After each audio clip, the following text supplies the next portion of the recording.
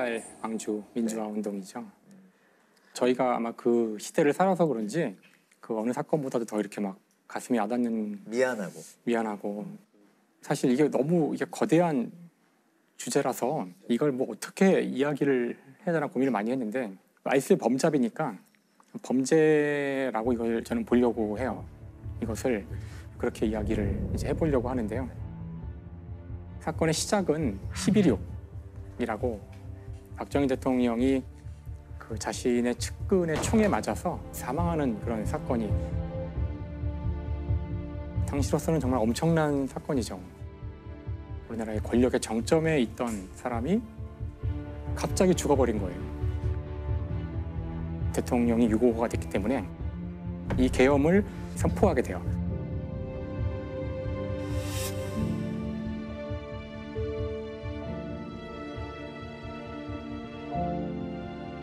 그러자 이제 그 이후에 수많은 일들이 벌어질 수 있는데, 그때 일어났던 여러 가지 일 가운데 하나가 결국 이제 광주에서 일어난 이 비극이었는데, 일단 대통령이 6.25가 되자 빨리 이 사건을 누군가가 빨리 그 조사를 하고 해결을 해야 되잖아요. 그래서 이제 합동수사본부가 꾸려지는데, 합동수사본부의 본부장을 맡은 사람이 바로 당시 보안사령관이었던 전두환. 당시 군 내부에 있었던 이제 하나회라는 사조직이 있었는데, 육사 11기 중심이었죠. 그렇죠. 11기에서 시작돼서 쭉 이어지는 특별히 잘 골라서 훈련시킨 엘리트라고 할 수 있는데, 거기에 우두머리가 사실은 전두환이었고요. 결국은 이제 나중에 신군부라고 저희가 부르게 될 텐데, 전두환을 정점으로 한 이 신군부가 쿠데타를 일으키기로 결정을 하고 차근차근 우리나라를 무력으로 점거하는 그런 결과까지 가게 되는 거죠. 그 약간의 무력 충돌이 있고서는 군을 장악하게 돼요. 사실 사람들은 오래되었던 그 박정희 정권의 독재가 끝나자 이제 우리가 민주주의를 다시 할 수 있지 않을까? 대학생들도 다 거리로 나와서 빨리 계엄을 해제하고 우리 정상적인 선거를 치러서 민주주의를 복구하자, 이제 이런 열망들이 있었고요. 이미 벌써 그때 전두환이란 이름이 나와요. 계엄 철폐, 전두환을 물러나라.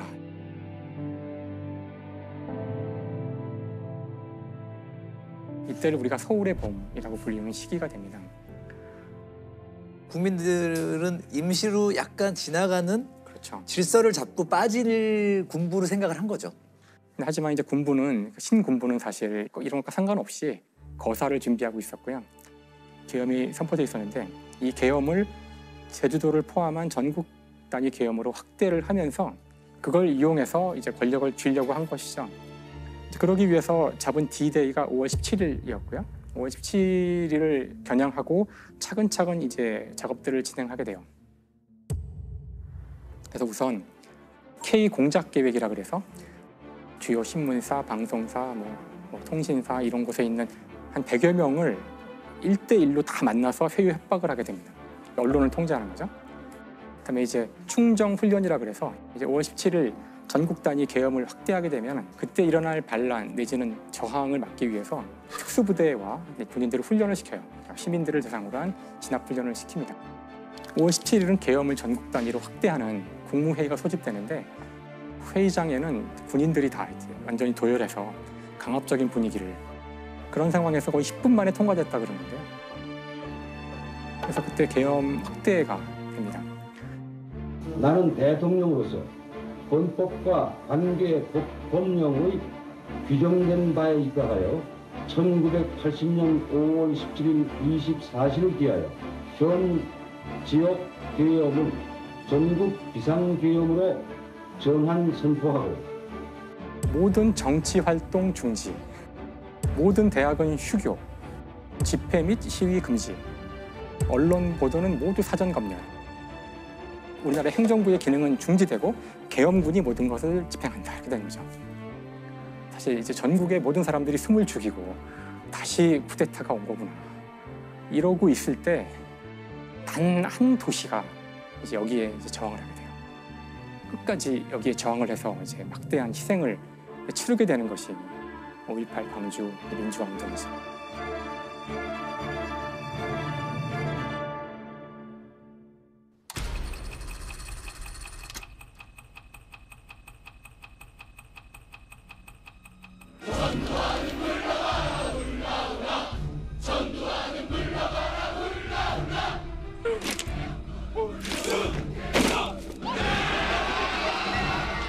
전남대와 조선대에 투입된 군인들이 총에다가 착검을 한 상태로 들어가서 막 학생들을 이제 체포하게 되죠.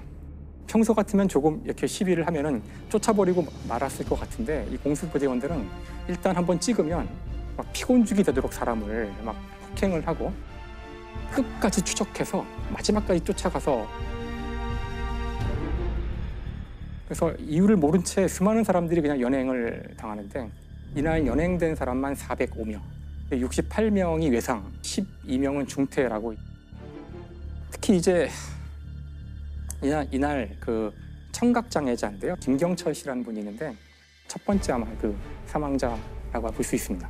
길을 가다가 이제 막 공수대원한테 얻어맞게 된 거죠. 말을 못하니까 막 손짓 발짓을 하는데 그럴수록 더 많이 얻어맞는 거예요. 결국은 이제 다음날 죽게 됩니다. 사망하게 돼요.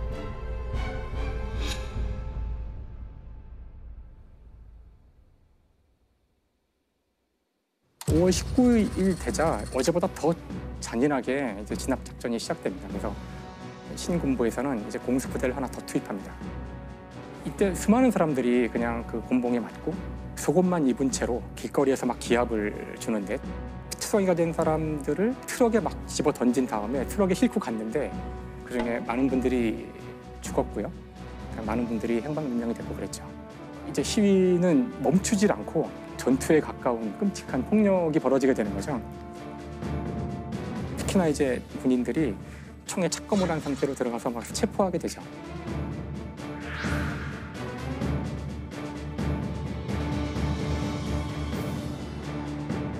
대검에 의한 그 피해가 너무 커져가지고 병원에 너무나 많은 사람들이 칼에 찔려서 오는 일이 벌어지죠. 대검을 착검했다고? 시민들 진압하러 나가는데 보통 대검 착검은 전시 아니면 대검 착검할 일이 없죠. 살상 무기로서의 역할이지 그게 상황을 제지하겠다라는 의도보다는 훨씬 더 넘어서는 행위라고 봐야 되겠죠. 자기가 지켜야 될 장소에 가는 계엄군이 이미 착검을 한 상태로 그러니까 다른 지역에서는 그것만 보고도 아마 별로 저항을 할 의지 자체를 다 그렇죠. 잃었을 거예요. 5월 20일 오후가 되면 시내버스, 트럭과 택시 200대가 줄을 지어서 계엄군이 점령하고 있는 도청을 향해 갑니다. 금남로를 지나서. 그날 밤에는 이 사실을 제대로 알리지 않는 이제 방송국, MBC, KBS가 불타오르게 되고요. 진압이 안 되니까 이제는 정말 공수여단의 여단장이 그 실탄을 나눠주라고 합니다. 실탄을 이제 장전하게 돼요. 민간인을 상대로. 그렇죠. 그러니까 지금 보시면은 신군부는 광주를 상대로, 시민들을 상대로 지금 군사 작전을 펼치는 거예요. 결국은 21일 날 오후에 엄청난 규모의 집단 발포가 이루어지는데 도청 앞, 그러니까 분수대 앞에서 애국가가 울려 나오는데 애국가가 끝남과 동시에 이제 군인들이 이제 집단 발포를 하게 됩니다.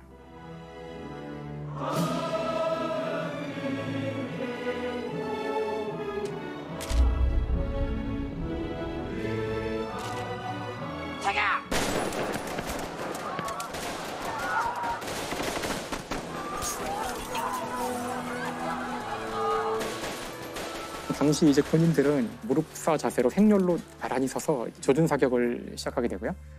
그래서 그 순간 거기서 54명이 사망하고 이제 수백 명이 부상을 당했고요. 금남로 위에 있었던 여러 빌딩들 그런데 이제 저격수들이 올라가서 밑에 있는 시민들을 이제 그 조준 사격해서 다 죽이게 됩니다.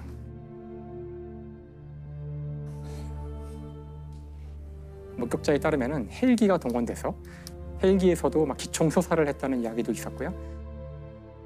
그 집단 발포의 발포자가 누구이고 누구의 책임인지를 놓고서 이제 나중에 논쟁이 벌어지게 되는데 그렇죠.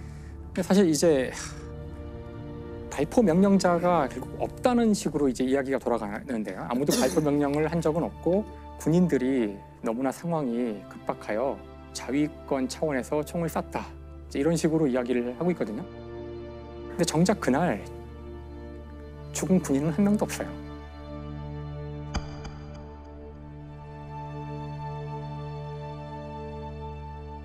이제 27일 날 이제 본격적으로 이제 진압 작전이 시작됩니다. 0시 0분에 모든 시내의 전화가 다 두절됐고요. 2시부터 이제 계엄군이 광주 시내에 진입하기 시작해서 5시 10분이 되면은 이제 모든 작전이 종료됩니다.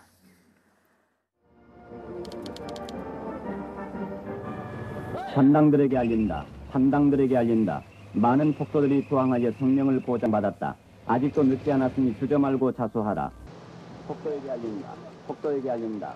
총을 버리고 자수하라.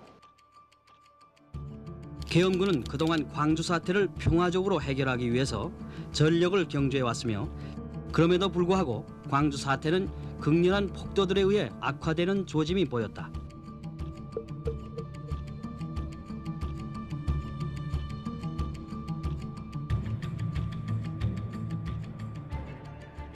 이렇게 해서 약 열흘간 벌어진 일입니다. 5월 18일부터 5월 27일까지.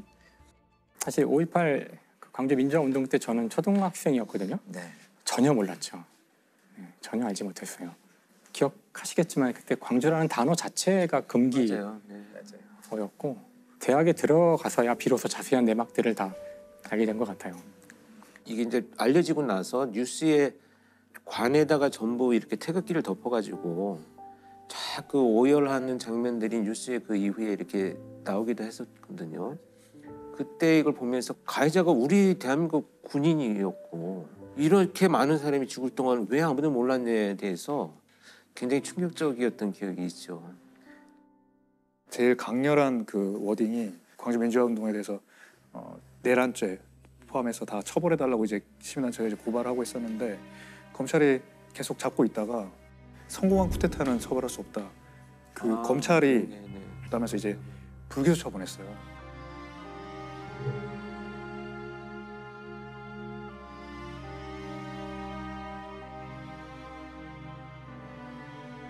그때 이제 그게 난리가 났고 저는 이제 법대에 갔으니까 저의 주변에서 이게 법적으로 맞냐 가지고 굉장히 이야기를 많이 했던 그때 기억이 납니다. 전 국민적인 분노를 일으킨 말이었는데 엄청난 이제 저항이 있자 이제 이걸 헌법소원을 내게 되고요. 헌법재판소에서 이걸 검토한 다음에 처벌 가능하다는 결정이 내리자 97년 4월 18일 날 대법원 판결이 나옵니다. 성공한 쿠데타도 처벌할 수 있다. 이제 특별법이 만들어지는데 5.18 특별법은 일반 법에 의해서 공소시효가 끝난 12.12 5.18 사건 관련자들에 대한 사법 처리를 가능하게 하고 전두환 전 대통령과 노 전 대통령 두 전직 대통령은 거액의 추징금을 함께 선고받았습니다. 육군 사관학교 동기생이자 60년 지기 친구였던 두 사람은 똑같이 내란죄와 뇌물수수죄란 불명예를 동시에 떠안았습니다.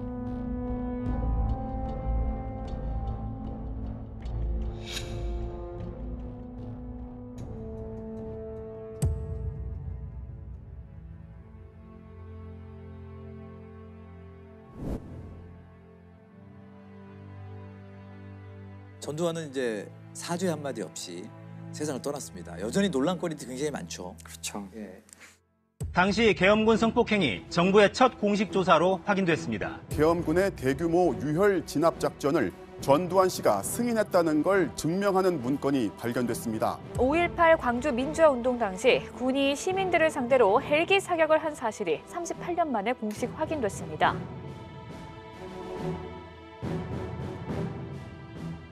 (1997년) 판결에서 이제 다 해결하지 못했던 발포자가 누구인지, 행방불명자하고 사망자의 숫자가 정확히 어떻게 되는지, 그다음에 계엄군이 실제 자행했던 성폭력이라든가 그때 당시 그런 거 아예 얘기도 안 했거든요.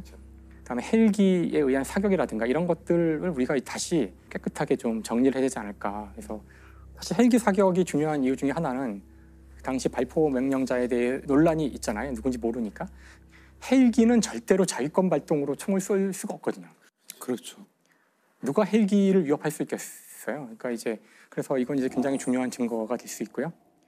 245라는 숫자가 처음에는 의미를 몰랐는데 그 245가 빌딩에 남아 있는 그 헬기의 기총 쏘사 자국의 개수가 그러니까 탄은이 245개라는 뜻이더라고요. 245개는 난사를 했다라는 거죠. 네. 계속. 그 민주화운동이 있은 당시 거기 현장에 있었던 조비오 신부님이라고 계신데요. 조비오 신부님이 헬기가 그 기총을 쏘사했다. 이제 이런 증언들을 많이 했었거든요. 여러 증언들이 있었는데 당시는 신군부 쪽에서 뭐 헬기가 뭔지도 모르는 민간인들이 무슨 소리냐고, 그거 그냥 헬기 소리라고 이래가지고 당시 조사도 이루어지지 않아요. 그냥 제기만 됐다가 그냥 묻혀버립니다. 근데 2016년 전일 빌딩이 리모델링이 되는데요. 그 과정에서 파악이 되고 있지 않았던 그 탄흔에 대한 조사가 자세하게 이루어지게 돼요. 국립과학수사연구원이 총탄 흔적은 헬기 발포에 의한 것이라고 결론냈습니다. 국과수는 창틀을 뚫고 지나가거나 스쳐 지나간 총탄이 벽에 박혔다며 탄도를 계산했을 때 공중 정지 상태에서 비행 중인 헬기에서 쏜 것으로 보인다고 덧붙였습니다. 각도 같은 것들을 조사해 보면은 총알이 날라온 위치는 건물로부터 대략 한 50m 떨어진 지점에서 높이 28m, 30m 위에서 쏜 거예요. 안에서 쏜 것이 아니라. 그런데 그 일대에는 이것보다 높은 건물은 없어요. 이 건물보다 30m 정도 높인 위에서 이런 각도로 쏠 수 있는 비행체는 헬기밖에 없다는 거예요. 그럴 수밖에 없죠. 2018년 2월 국방부에서 헬기가 광주 시민을 겨냥해서 실제로 사격했다는 것을 이제 인정했죠. 특히나 이제 여전히 풀리지 않는 미스터리 중에 하나가 바로 그 5월 21일 집단 발포를 명령한 사람은 누구인가? 97년 이후에 발포자에 대해 새롭게 알아낸 사실이 몇 가지 있어요. 당시 이제 이군 사령관이 5월 23일 그 전두환에게 보여준 문서가 있는데 그 문서에서는 진압작전에 대한 제안을 하는데 그것에 대해서 각하께서 굿 아이디어라고 하셨다. 당시 이제 증언에 따르면 이 각하는 전두환이다. 적어도 이제 충정작전, 진압작전을 동의했다는 거는 이제 기록에 있는 듯한 거죠. 그 어떤 자료가 또 발견됐냐면은 광주의 경찰이 치공수여단의 그 사령부에서 일어나고 있는 일을 이렇게 와서 참관하고 그랬대요. 참관하고 돌아가서 쓴 서류에 남아 있는 건데 일종의 그 정보 보고서 같은 거군요. 그렇죠. 네. 제3공수여단의 그 작전본부죠. 거기에서 진돗개 하나가 발령되었다는 이야기를 들었다는 거를 보고 와서 이렇게 기록을 한 거예요. 네. 진돗개 하나가 발령되면은 기본적으로 실탄이 지급되고 다음에 그 자위권 발동할 수 있는 상황이거든요. 그래서 현재 이제 그 발포자에 대한 증거가 하나도 없었는데 이제 두 가지 정도가 이제 나온 상황이지만 누가 그런 무지막지한 그런 지시를 내렸는지 더 많은 조사가 있어야 되겠죠. 그래서 역사에 기록을 해놓을 필요가 있다고 생각해요. 제가 이제 책을 하나 가져왔는데요. 많은 분들이 알고 계시는 한강 작가죠. 광주 민주화운동에 있었던 6사람의 이야기를 담고 있는데 사실 이 책을 저는 읽다가 도저히 다 못 읽겠더라고요. 웬만해서는 읽는데 이거는 진짜 보다가 나중에는 여기서 이제 하나만 이야기를 읽어드리려고 그래요. 죽음을 당한 고등학생이 죽은 상태에서 자기 이야기를 하는 거예요. 썩어가는 내 옆구리를 생각해. 거길 관통한 총알을 생각해. 처음엔 차디찬 몽둥이 같았던 그것. 순식간에 뱃속을 휘젓는 불덩어리가 된 그것. 내 모든 따뜻한 피를 흘러나가게 한 구멍을 생각해. 나를 조준한 눈을 생각해. 쏘라고 명령한 사람의 눈을 생각해. 그들의 얼굴을 보고 싶다. 잠든 그들의 눈꺼풀 위로 어른거리고 싶다. 그들이 악몽 속에서 피 흐르는 내 눈을 볼 때까지, 내 목소리를 들을 때까지.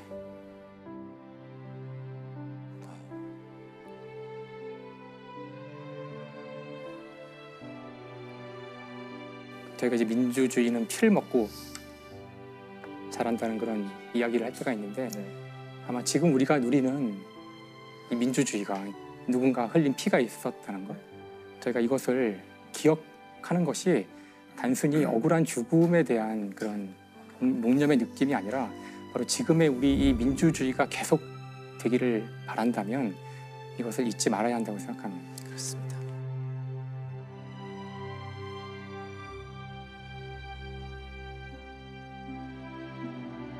박종철 고문치사 사건 하면 잘 아시겠지만 87년도 1월 13일 날 하숙집에서 박종철 군이 경찰에 연행돼서 하루 동안의 구타와 물고문을 비롯한 갖가지 고문을 받다가 이제 하루 만에 사망한 사건이죠.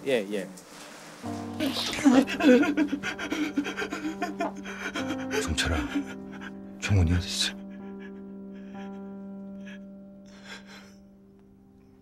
몰라요. 진짜 몰라요. 살려주세요. 몰라요. 일어나. 살려주세요. 그만 새끼야. 가자. 안돼요.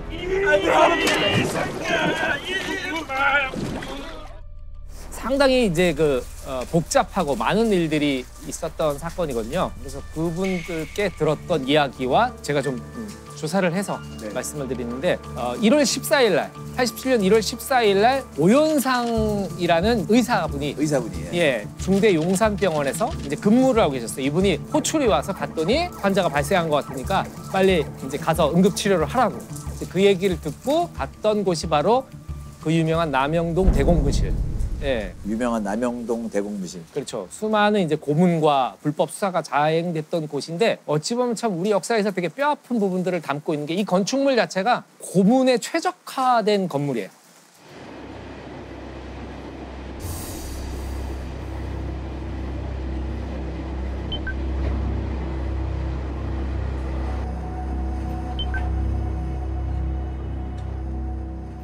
나선형 계단으로 이루어져 있어요. 예, 나선형 계단으로 이루어져 있다는 건 어떤 소리냐면은 예를 들면 눈을 가린 상태에서 이 나선형이면 몇 층인지 알 수가 없는 거니까.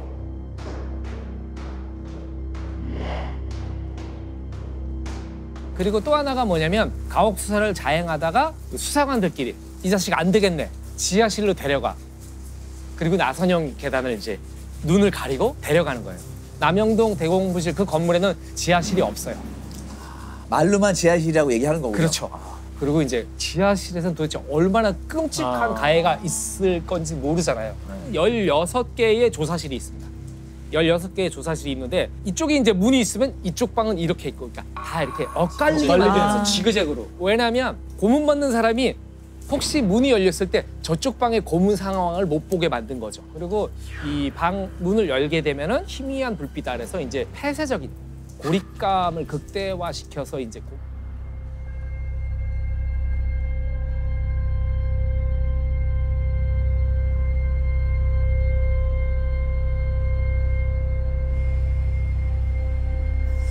그렇게 만들어진 대공분실 509호실에서 이제 이 오연상 씨가 방에 딱 들어간 순간에 나중에는 이 옷을 세탁을 했을져야 될 정도로 바닥이 심하게 물바다였다 그러고요.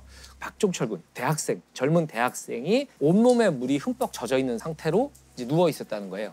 갔더니 경찰관들이 어떻게 얘기했냐면 이 친구가 우리한테 조사를 받다가 너무 전날 먹은 술에 갈증이 나서 계속 물을 달라고 해서 물주전자를 갖다 줬더니 몇 주전자를 먹더니 갑자기 쓰러졌다.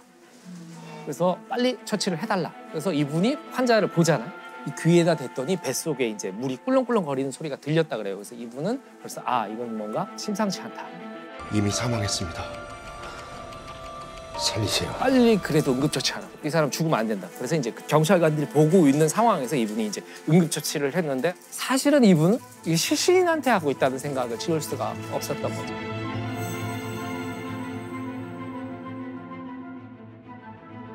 만약에 고문을 하다가 사망케 했다면 왜 외부인을 증인을 사실 불러들이는 거잖아요. 범행 장소로.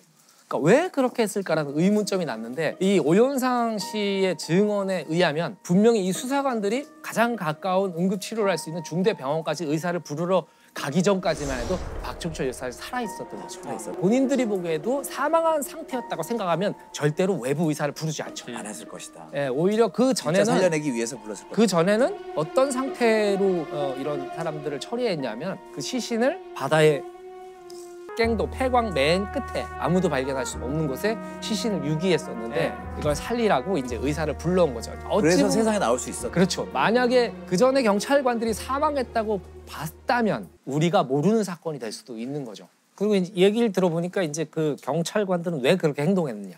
죽었는데 왜 갑자기 막 이게 살려야 된다 막 이렇게 했냐면은 일단 기본적으로는 위에서 계속 지침이 내려왔대요. 제발 조금만 자중하자.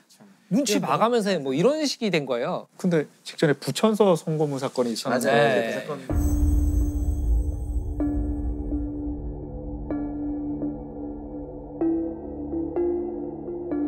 지난 1986년 서울대 의류학과에 다니던 중 경기 부천시의 의류공장에 위장 취업했다가 부천경찰서로 연행돼 성고문을 당했습니다. 문경 피고인에게는 가혹 행위 혐의 이외에 준강제 추행 혐의가 추가로 적용됐습니다. 방청객 등이 문 피고인이 탄 호송차를 20여 분 동안 가로막고 문 피고인을 차 밖으로 내보내라고 요구하며 호송차의 유리창 등을 부수면서 이를 막는 교도관들과 몸싸움을 벌이는 소동을 벌였습니다. 정권 차원에서 야 사고 치지 마 했는데 학생이 사망하게 되니까 반드시 살려야 되는 상황이 된 거죠.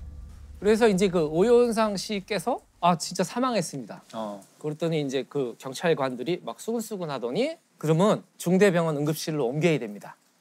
왜냐면 응급실에서 사망한 걸로 하고 싶은 거예요. 죽은 현장이 여기가 아니어야 돼요. 그렇지, 죽은 현장이 여기가 아니어야 되는 거예요.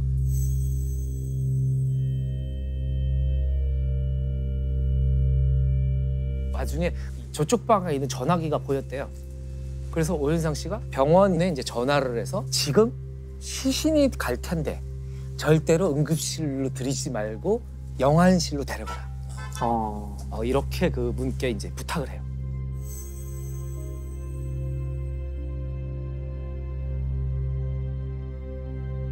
아니 이거 딱 봐도 시신 같은데 왜 응급실로 가냐? 영안실로 가야 된다고. 그래가지고 경찰관들이 응급실로 가지 못하고 시신을 경찰병원으로 다시 이동을 합니다.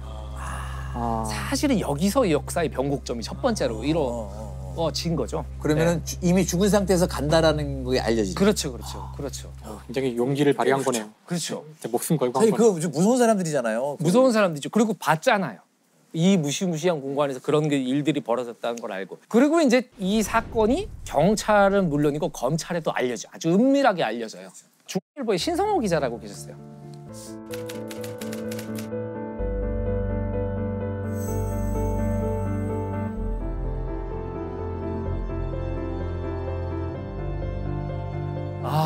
요즘에 경찰 애들 큰일이야. 경찰 애들 왜 자꾸 이러는 거야 진짜. 그런 얘기를 들은 거예요. 들은 거야. 그래서 이분이 넘겨짚은 거죠. 그래야 말입니다. 왜 그랬죠? 뭔가 알고 있느냐. 그렇죠. 그러니까 이제 이 검사분도 그 젊은 애를 갖다가 말이야. 나 진짜. 경찰들 큰일이다. 서울대생이라면서. 예? 아유. 그러게 말입니다. 참 아까운 목숨을 또 이런 식으로. 응? 하여튼 남영동 애들 너무 막 나가서 큰일이다, 큰일. 사람들 참 살살 들지 마세요. 여보세요, 부장. 남영동에서 조사받던 서울대생이 사망했답니다. 자, 그래서 이제 이 사건이 외부로 알려져요. 이때부터는 언론을 막을 수가 없게 통제가 무너진 거죠.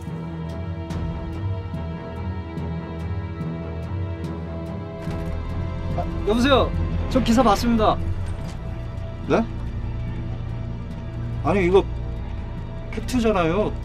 팩트고 나발이고 도도지지 먹겠다고 지금 아주. 너 영화방에 들어가서 꼼짝하지 말고 있어. 운발에 대해서 피부는 너 맞아주고 알았어. 뭐야 이 새끼야. 따라와. 너희 새끼야.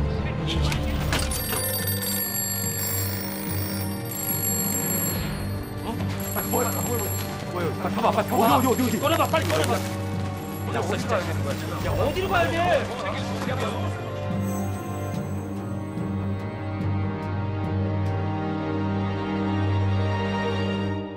흥분한 수사관이 책상을 팍 하고 치니까 억 하고 쓰러지더랍니다. 말도 안 되는 이야기를 하니까 이제 더 끌어올랐던 거죠. 언론사에서 앞다퉈 취재 경쟁을 벌입니다. 이 검안을 했던 의사 오현상 선생한테 이 기자들이 찾아옵니다.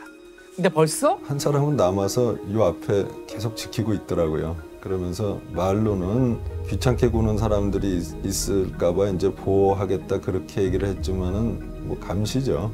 그 앞에서 계속 대기하고 있었는데 화장실을 갔다가 어떤 젊은 분이 와가지고선 물어보시더라고요. 화장실 너무 오래 기다렸어요. 바닥이 물로 흥건했습니다. 욕조가 있었고요. 폐에선 수포음도 들렸습니다. 그러니까 물고문이라고 얘기하진 않았어요. 이분은 본 대로 들은 대로 이야기를 이제 한 거죠. 그리고 이제 오윤상 씨는 이 얘기를 하고 신길동 대응분실에 끌려가서 16시간 동안 조사를 받습니다. 예, 좀 이렇게 혹시나 학생 때 운동권이셨습니까? 아니요, 저희 집은 굉장히 보수적인 집안이고 저 역시 정치적으로 보수적인 사람이었습니다. 그런데 왜 그렇게 용기를 내신 거죠? 그 얘기를 하시는 거예요. 나는 의사고, 그렇죠. 본대로 이야기해야 되는데 이걸 은폐하라는 게 자기 눈앞에서 보이니까 뭔가 솟구쳐 오른 거죠.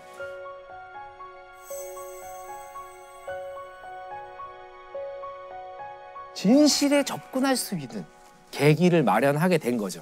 그리고 이제 그 부검의로 국립과학사연구소에 있던 황적준 박사를 지정을 합니다.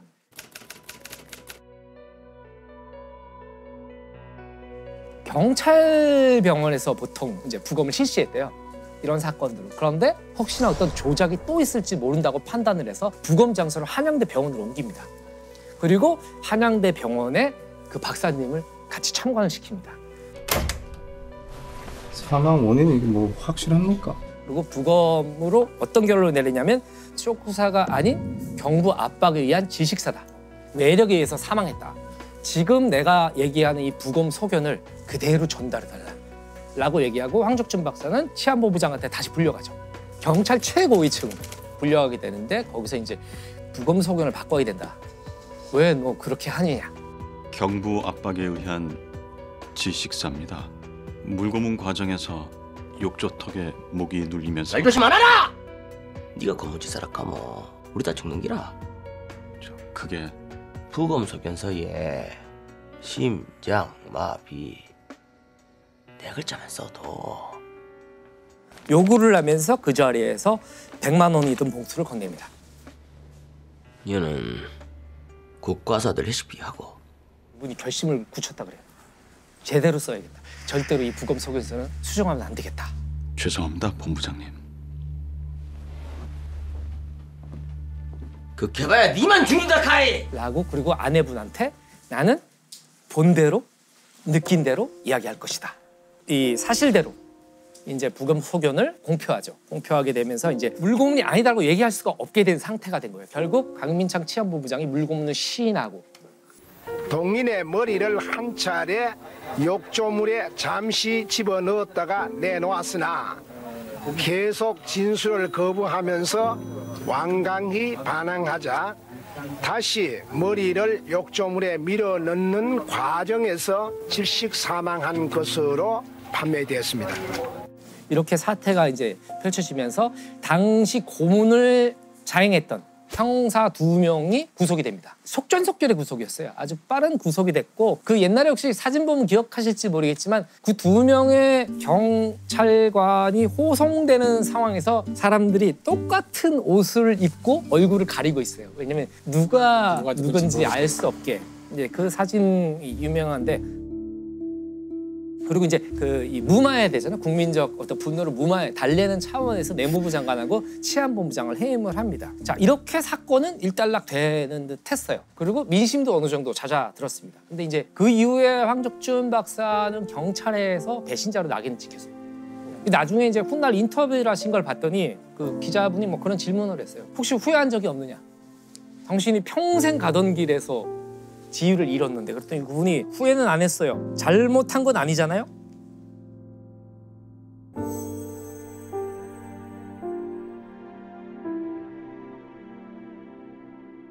사실 대반전을 이루게 되는 사건이 지금부터 펼쳐지는데 박종철 군 고문치사 사건에 가담한 경찰관은 이미 구속된 2명 이외에 3명이 더 있었던 것으로 검찰 수사 결과 드러나가지고 또 충격을 안겨줬습니다.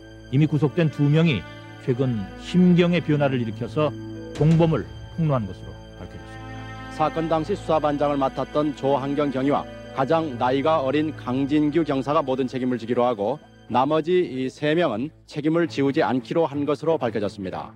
이부영 전 의원이라고 혹시 잘 아시죠? 예. 이부영 전 의원이 이제 시국 사건으로 수감돼 있었는데 밤마다 계속 누가 우는 소리가 들리는 거예요. 이제 다른 수감된 방에서. 그리고 또 누구 한 명은 막 찬송을 부르고 기도하는 소리가 들리는 거예요. 사형수야? 이번에 서울대생 고문에 죽인 놈들이야.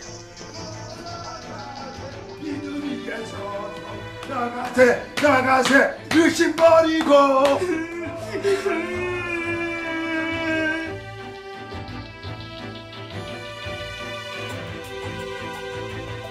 밤마다 그러니까 이분이 도대체 저 무슨 억울한 게 있길래. 근데 이 두 사람이 억울하다. 억울해서 총대를 맸다. 이부용 전 의원이 이제 그걸 듣게 돼요. 네, 그걸 듣고서 당시에 한재동 교도관이라고 계시거든요. 이부용 의원을 굉장히 마음 깊이 존경하던 이부용 의원이 이 밝혀지지 않은 범인들의 이름을 거기다 받아 적습니다. 그리고 이걸 다시 한재동 교도관에게 전달합니다. 이걸 세상에 알려다오. 네. 이 교도관도 사실 목숨을 건 일이에요. 이 메모를 가지고 그리고 이제 5월 18일 날 명동성당에서 천주교 미사가 열리거든요. 미사 도중에 세상이 들끓게 되죠. 고 박종철 군 고문치사 사건의 진상이 은폐, 조작되었다. 박종철 군을 직접 고문하여 죽음에 이르게 한 범인은 2단 5과 2개, 학원분과 1반, 경위 조한경, 2개 1반, 경장 이정호, 2개 1반, 경위 황정웅, 2개 1반, 경사 반금곤, 2개 5반, 경사 강진규.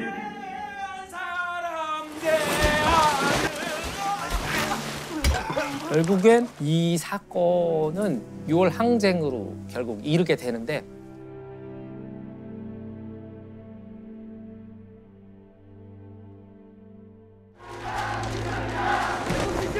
당겨라요! 군사독재 끝장내자! 불장내자! 불장내자!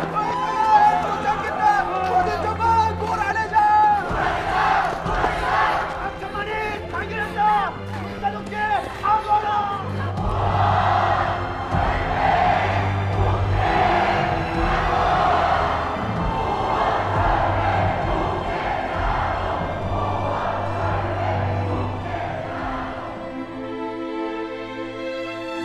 오로지 직업 윤리와 상식이었다. 그러니까 원칙이라는 게 있는 거죠. 원칙, 네. 그렇죠. 의사는 본대로 기록하고 부검의는 부검한 대로 각자가 상식에 의거해서 판단하고 상식에 의거해서 행동했기 때문에 지금 상식이 통용될 수 있는 사회가 된 것이 아닌가 그런 생각들을 합니다.